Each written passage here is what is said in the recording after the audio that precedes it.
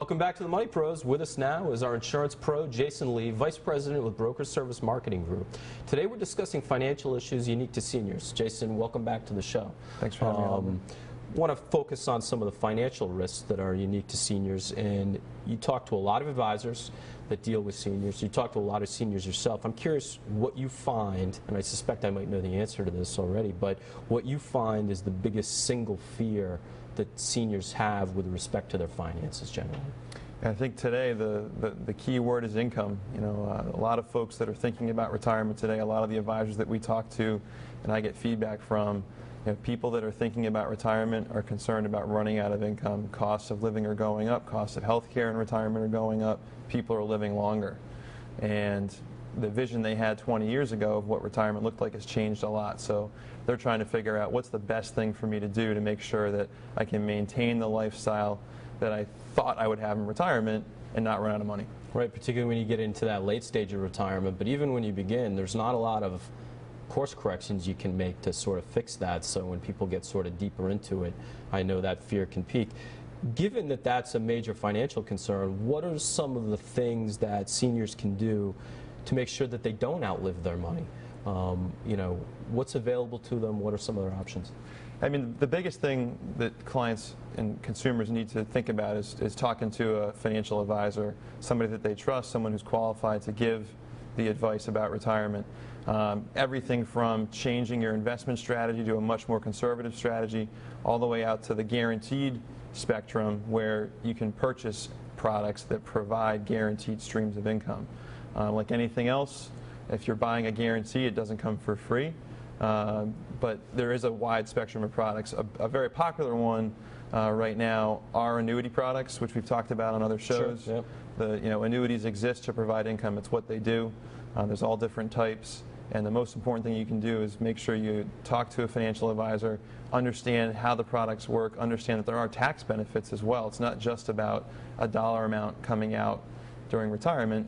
You can actually get tax-favored treatment on retirement income using certain products. It's interesting you bring up annuities, not to harp on that subject, but in their purest sense from an insurance standpoint, life insurance is obviously designed to protect us financially from premature death, but annuities are almost the exact opposite concept in that they're designed to protect us from living a lot longer than we thought we were going to, so they could provide those lifetime incomes potentially. Yeah, it's all about a steady, guaranteed stream of income. And a lot of activity in the marketplace. A lot of consumers are hearing about this.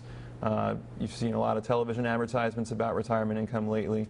There's 10,000 people a day retiring right now. So. Now, another topic we've talked about before, but let's presume for a second we have seniors that have actually done a good job of saving up for their retirement. They're comfortable with the income that's rolling in from various sources. They have that pretty well planned out. They're not out of the woods yet. What's the next big financial risk that they're facing that could potentially uncover itself even if the income's okay? Yeah, we did talk about this on a previous show, and I think it's a really important one. This is the one that in retirement it can come out of nowhere.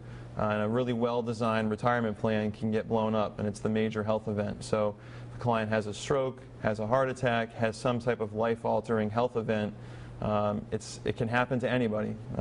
And that's the one event that you can't really plan for or predict when it's going to happen or if it's going to happen. So long-term care expenses that result from that major health event, that's the one you've got to watch out for, and you've got to think about how to fund that risk. And I think a hard part of that conversation to get our heads around, unless we've had a relative that's gone through it or unless we look at it as professionals on a regular basis, is how dramatically expensive those things are and how fast the costs are going up. So what you think you could afford today, 10 years from now, you might really not be able to afford it all. Yeah, and in New England, obviously, costs are higher than the national average.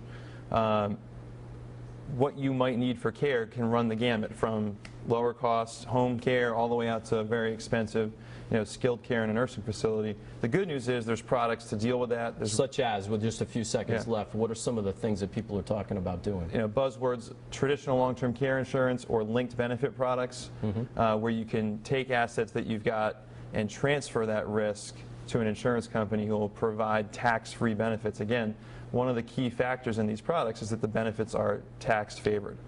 And I think one of the things people would probably see is that although some of these insurance programs can be very expensive, you don't have to insure for the entire risk.